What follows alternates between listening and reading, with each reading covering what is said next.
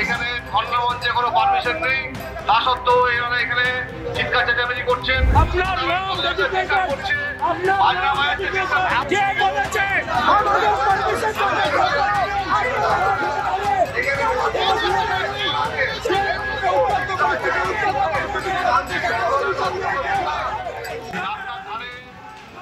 শুক্রবার 22শে ডিসেম্বর ভোর 5:30 শীতের কুয়াশা ভরা ভোরে তখনও অন্ধকার, আর তারই মধ্যে তীব্র উত্তেজনার পরিস্থিতি তৈরি হলো নবান্নের সামনে। শুক্রবার কেন্দ্রের হারে ডিএর দাবিতে নবান্নের সামনে অবস্থানে বসতে পৌঁছে গেলেন সরকারি কর্মচারীরা। আন্দোলনকারী কর্মীরা সেখানে পৌঁছতেই পুলিশের সঙ্গে শুরু হয়ে গেল বচসা।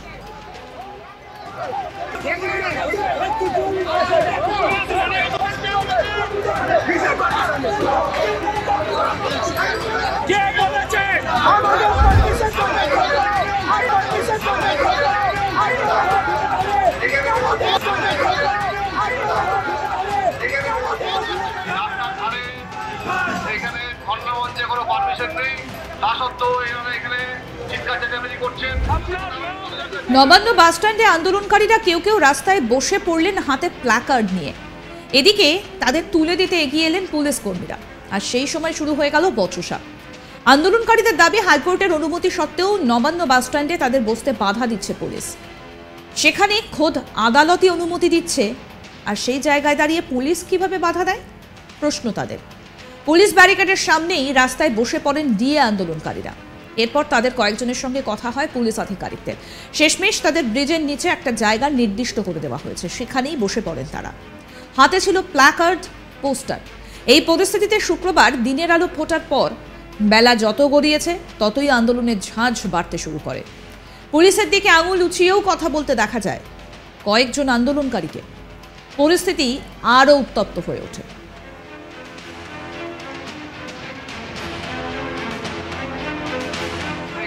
ধর্মমঞ্চে কোনো পারমিশন নেই, তা সত্ত্বেও এনারা এখানে চিৎকার চেঁচামেচি করছেন।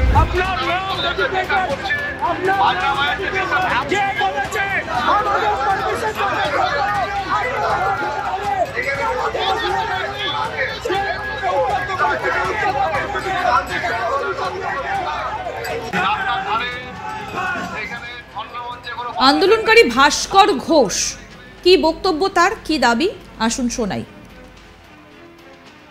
দাবি হচ্ছে এই রাজ্যের শিক্ষিত ছেলে মেয়েদের জন্য 6 লক্ষ যে সরকারি শূন্যপদ, সেই সরকারি শূন্যপদে স্বচ্ছতার সাথে স্থায়ী নিয়োগ। আপনারা জানেন যে পশ্চিমবঙ্গ সেই রাজ্য যে রাজ্য থেকে এখন মাইগ্রেটরি লেবার সব থেকে বেশি। তারা কারা? সব ইঞ্জিনিয়ার থেকে শুরু করে তারা সব লেবার খাটতে যাচ্ছে দক্ষিণের রাজ্যে। এই ব্যবস্থার বদল চাই। দ্বিতীয় হচ্ছে যে অস্থায়ী কর্মচারীদের স্থায়ীকরণ সহ তাদের জন্য বেতন কাঠামো প্রদান এবং ওয়েজ বোর্ড তৈরি করা। এবং তৃতীয় হচ্ছে সরকারি কর্মচারী পেনশনারদের যে বকেয়া ডিএ বর্তমানে তার পরিমাণ হচ্ছে 40%, সেই 40% মিটিয়ে দিতে হবে ইমিডিয়েটলি। আপনারা যখন এসেছেন এখানে তখন আপনাদেরকে পুলিশ আটকে দেয়? আমাদের জায়গা ছিল ওই ভিতরে, বাস স্ট্যান্ডের ভিতরে ফাঁকা জায়গাটাতে। সেখানে আমাদেরকে পৌঁছাতে না দিয়ে গোটা রাস্তাটাকে ব্যারিকেড করে দিয়েছিল। ভেবেছিল বোধ আমরা পালিয়ে যাবো দেখে। আমরা সেখানেই অবস্থান করি। তারপরে তারা কি বুঝেছে জানি না, এখন এই জায়গাটাতে এসে বসিয়েছে। বাকি দেখতে পাচ্ছেন যে ব্যারিকেড দিয়ে রেখেছে। এরা হাইকোর্টের রায়কেও পর্যন্ত মানে না। ওনারা বলছেন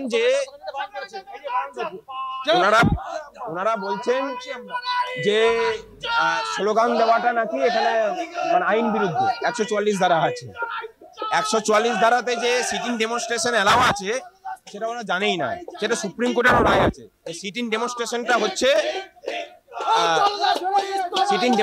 হচ্ছে মানুষের মৌলিক অধিকারের মধ্যে পড়ে।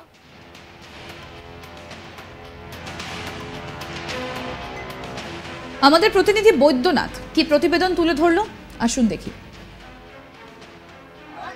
যৌথ সংগ্রামীর সদস্যরা গতকাল রাত তারা নবান্ন বাস স্ট্যান্ডের কাছে এসে এলাকা পরিদর্শন করে যান। তারপর সকালবেলা প্রায় 5:30 নাগাদ তারা টোল ট্যাক্স বিদ্যাসাগর সেতু টোল প্লাজা যেটা রয়েছে সেইখান থেকে পায়ে হেঁটে এই রাস্তা দিয়ে হেঁটে আসেন ও এইখানে এই প্রথম ব্যারিকেড করা ছিল যেখানে তাদেরকে আটকে দেওয়া হয় ও তারা এখানে দীর্ঘ প্রায় 30 থেকে 40 মিনিট বসে তারা এখানে রাস্তার উপরে প্রতিবাদ শুরু করেন। ঘটনার খবর পাওয়ার পর ছুটে আসেন পুলিশের উচ্চ পদস্থ আধিকারিকরা। ইতিমধ্যে এখানে ডিসিপি নর্থ অনুপম সিং, ডিসিপি সেন্ট্রাল কে রাজ সাবরি, ডিসিপি সাউথ সহ অন্য উচ্চ পদস্থ পুলিশ আধিকারিকরা রয়েছেন। যৌথ সংগ্রামী মঞ্চের তরফ থেকে তাদেরকে কিছুক্ষণ পর যখন ব্যারিকেড খুলে দেওয়া হয়, প্রথম ব্যারিকেড খুলে তাদেরকে এইখানে ফুটপাতে তাদেরকে বসিয়ে দেওয়া হয়। তারা ফুটপাতে বসে তারা এখানে স্লোগান দিয়ে এখানে তারা নিজের প্রতিবাদ জানাচ্ছেন। তাদের যে দাবি রয়েছে, মূলত দাবি যেটা রয়েছে যে ডিএ বকেয়া রয়েছে সেই ডিএ তাদেরকে দেওয়া হোক, যা শূন্য পদ যেটা রয়েছে সেটা যাতে অবিলম্বে ফুলফিল করা হোক। এর সহ আরও অন্যান্য যে দাবি রয়েছে সেই দাবি নিয়ে তারা এইখানে বসে তারা প্রতিবাদ জানাচ্ছেন। অন্যদিকে পুলিশ প্রশাসনের তরফ থেকে বিভিন্ন জায়গায় ব্যারিকেড করে নবান্নর চারদিকে ঘিরে ফেলা হয়েছে ও প্রচুর পরিমাণে পুলিশ যেটা রয়েছে এখানে তারা মোতায়েন রয়েছেন।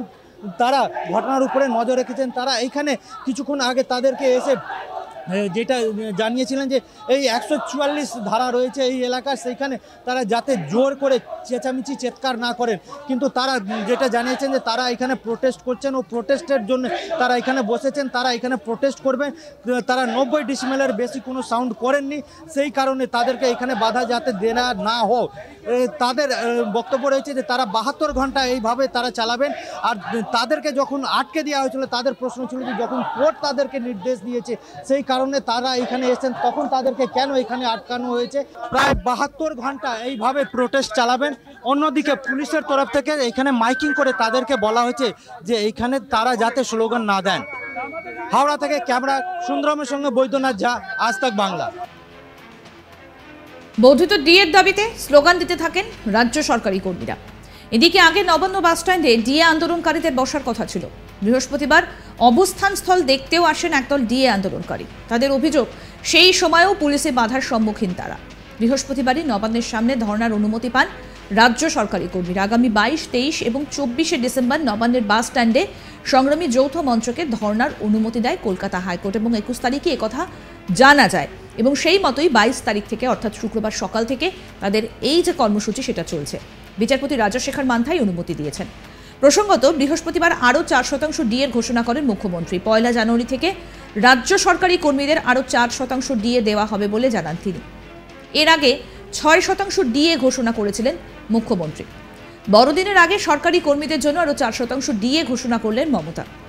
বড়দিনের আগে আরও 4% ডিএর ঘোষণা করলেন মুখ্যমন্ত্রী। 1 জানুয়ারি থেকেই রাজ্য সরকারি কর্মীদের আরও 4% ডিএ দেওয়া হবে বলেই জানিয়েছিলেন মুখ্যমন্ত্রী। বৃহস্পতিবার পার্ক স্ট্রিটে বড়দিনের উৎসবে এসেই ডিএ ঘোষণা করেন মমতা। আগামী 1 জানুয়ারি থেকেই এই ডিএ কার্যকর হবে বলে জানান তিনি। পেনশনভোগীরাও এই বর্ধিত ডিএর সুবিধে পাবেন। মুখ্যমন্ত্রী বলেন, কেন্দ্রীয় সরকারের ক্ষেত্রে ডিএ বাধ্যতামূলক, কিন্তু রাজ্য সরকারের ক্ষেত্রে তা নয়। রাজ্যে ডিএ ঐচ্ছিক। এর আগেও তিনি জানিয়েছিলেন কেন্দ্রের তুলনায় রাজ্যে ছুটি বেশি। 4% ডিএ বৃদ্ধির ফলে রাজ্য সরকারের 2400 কোটি টাকা খরচ হবে। নতুন ঘোষণার পর কেন্দ্রের সঙ্গে রাজ্য সরকারের মহার্ঘ ভাতার ফারাক এখন 36%। আরও আপডেট পেতে আজ তাক বাংলার ইউটিউব চ্যানেল সাবস্ক্রাইব করুন, নোটিফিকেশন পেতে বেল বাটন অপশন প্রেস করুন। এই ভিডিও সম্পর্কে আপনাদের মতামত জানান, কমেন্ট করুন, শেয়ার করুন, হোয়াটসঅ্যাপে ফলো করুন আজ তাক বাংলা।